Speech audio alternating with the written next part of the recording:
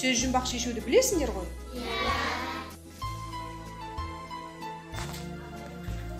Көрсете ғой достарыңа.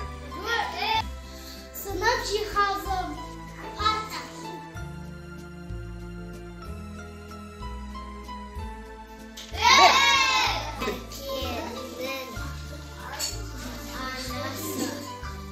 Кім болады?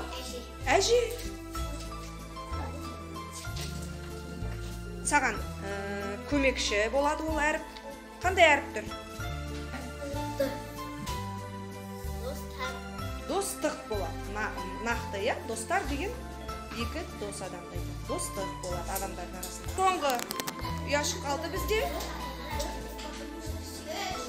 Белем алатын үй.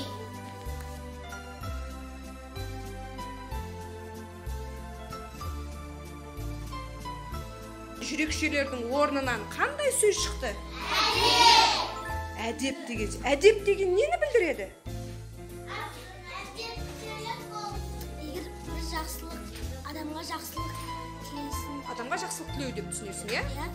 Әдептілік дегенде не? Иә?